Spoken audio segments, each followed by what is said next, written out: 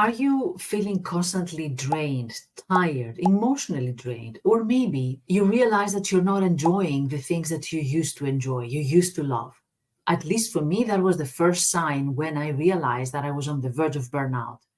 I woke up in the morning and I didn't want to go to work. I didn't want to go behind my computer, even though I used to love my job. So that was for me the wake up call that there's something happening here. That's not me who doesn't like what I do. So these can be the signs, some of the signs that burnout is creeping in. And let me tell you, burnout doesn't just hit you out of nowhere. It gives you warnings. It gives you lots of time to realize that it's happening. And if you catch them early, if you catch these signs early, then you can stop it before it takes over your life.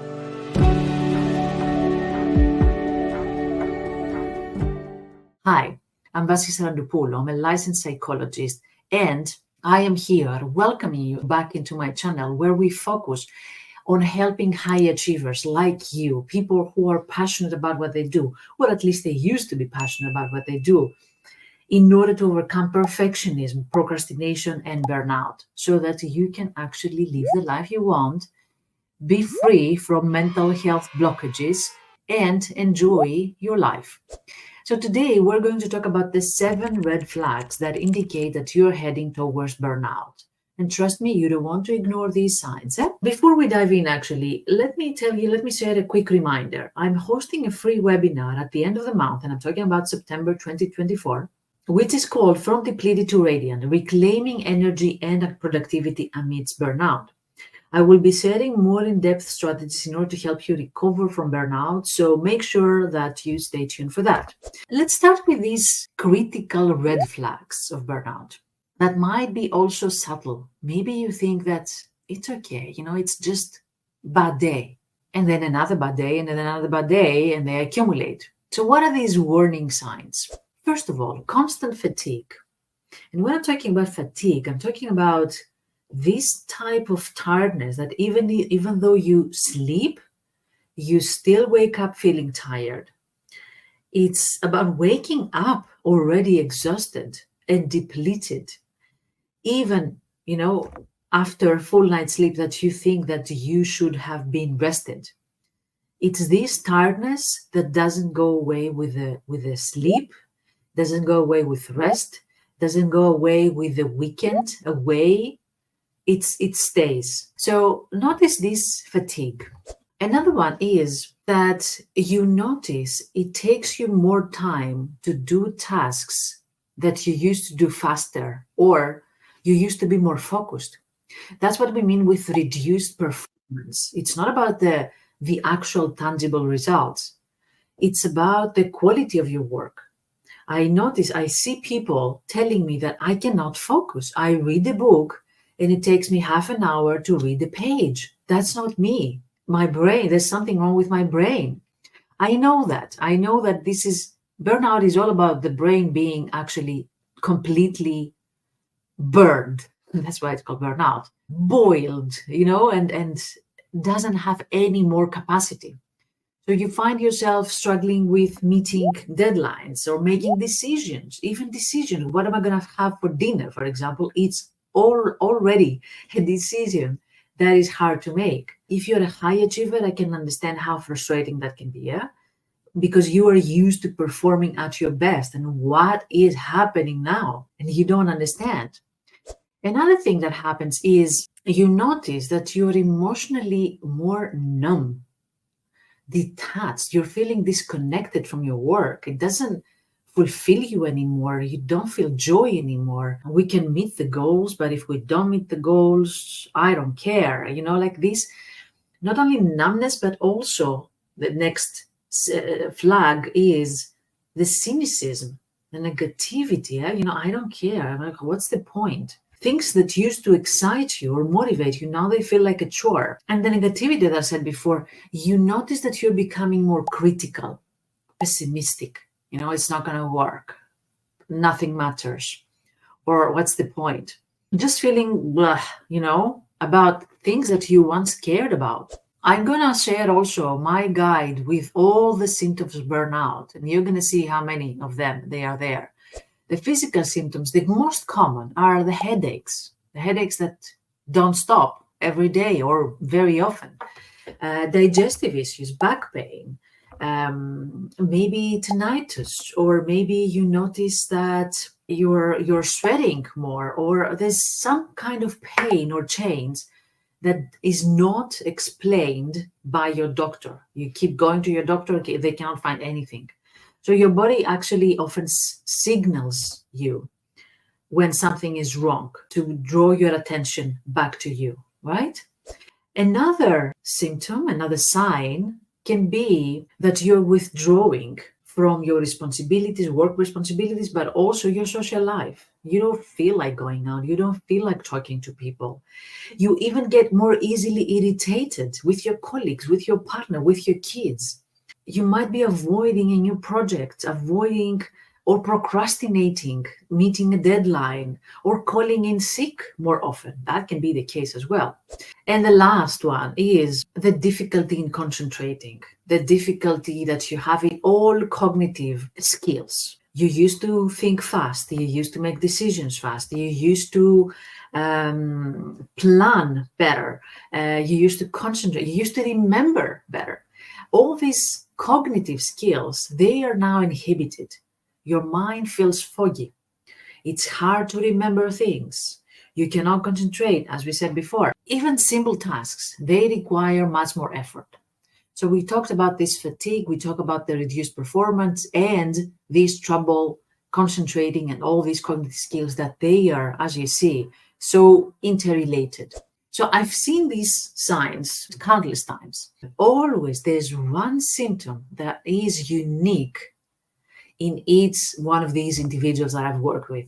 Like, for example, there are two clients that I'm working at the moment in order to help them recover from a burnout and, of course, make sure that it doesn't happen again. That's the thing. We're not recovering only to have burnout again in 2 years. We're talking about a deep transformation. So I notice in these two people a symptom that I haven't seen in others. They keep sighing a lot. Like,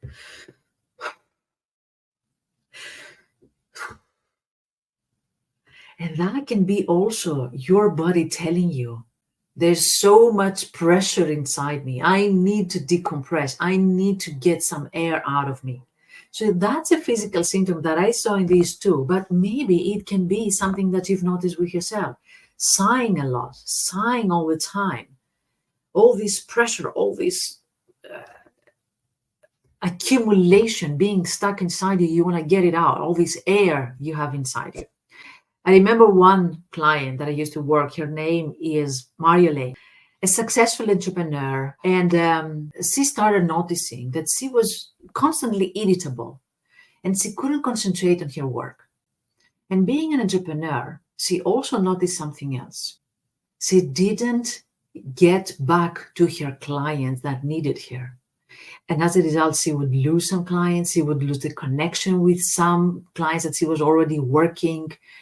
She would let some potential clients slip through her fingers because of this procrastination and because of her not being able to manage her workload. In the beginning, she brushed it off just by saying, I'm busy, I cannot handle all this. But then even eventually, she got completely burned out and she had to take a long break from her business. So you might think that, what's the point in knowing these signs? Like, isn't that normal stress? Yes, absolutely. That can be a sign of stress. But here's the thing. Burnout and stress are different. Stress is temporary. You have an interview tomorrow, you feel stressed today. And when you are done with the interview, you're done with the stress. But then burnout is when stress becomes chronic. There's one stress after another. There's one stressor after another. And you don't deal with the stress. You don't do stress management, which leads eventually to a complete exhaustion, both physically and mentally. So we're talking about this sign because we feel if we ignore them, burnout can sneak up on us. It can take months and even years to recover from. There are studies that says that it can take up to 2 or 3 years in order to recover from burnout. I've seen it happening too many times. For example, Marie-Elaine, that I said before, she ended up needing 6 months off just to start feeling like herself again. And she told me, I wish I had seen the signs earlier. I thought that I could push through. That's what we do, high achievers and perfectionists. We think that if I push through, I'm going to deal with that. If I tackle all these tasks, I'm going to be done. I'm going to be okay, and I will be able to rest. But Marie-Elaine said I was wrong. And indeed, it's not happening like that. So let me ask you, do you notice any of these signs in yourself? Like, how long have they been there? That's a crucial question. Is it like a month, or is it like half a year or a year already that you notice? In the burnout group that we had 6 months ago, people were telling me that they realized they had a burnout 3 years ago, that their burnout started 3 years ago, but now that they know the symptoms, they realize that they had burnout 6 years ago, but they just ignored the signs for 3 years and they were going all the time. So what are the steps that we need to take? The first steps that you need to take when you notice these signs. First of all, don't panic. All of this is reversible. There's one thing that is called neuroplasticity. If your brain is exhausted and malfunctions, and all the important functions are inhibited, it can all be reversed. Don't worry. Awareness and acknowledging is the first step. If you're in denial and you think it's okay, I'm not having a burnout, probably something else, I don't know what, science needs to discover what it is, then you're just going to postpone the starting day of your recovery. Set boundaries means that say no to things that drain your energy. I know it's difficult. As perfectionists and high achievers, we're used to saying yes to everything, but that's the point. We also need rest. You can be more productive, you can be more caring, you can be more supportive when you say no to some tasks. You're going to be a better person, a better friend, a better professional if you're saying no to things that drain your energy, because you're protecting your energy. Prioritize rest. It's not about getting more sleep. It's about giving yourself permission to rest. It's about going to bed without thinking about work, or with allowing yourself to have a talk with your partner or a friend. It's about allowing yourself in the middle of the day to go for a walk for 10 minutes or to read a book for 5 minutes. The world will continue to exist if you take a break for 5 minutes. It's okay. So allow yourself, give yourself permission to rest. The human brain cannot function without break. Start reading and seeking support. Either talking to a friend or reading a self-help book or talking to a coach or a therapist. It doesn't matter. But don't try to handle this alone. This is one of these moments in life that we need to be accompanied. And it's okay. As I usually say, even therapists have a therapist. It's okay. So if you're looking for more strategies, remember that I'm hosting a free webinar called From Depleted to Radiant, Reclaiming Energy and Productivity Amidst Burnout. We'll dive deeper into these steps even more. Remember, burnout doesn't happen overnight, and thankfully, you can stop it before it fully takes over your life, and by recognizing these early warning signs. Let me know in the comments what you have noticed when you are experiencing your burnout, whether there are symptoms that you're still noticing at the moment. And until next time, take good care of yourself and allow yourself to take good care of yourself. Thank you very much for watching. Don't forget to subscribe and have a good day.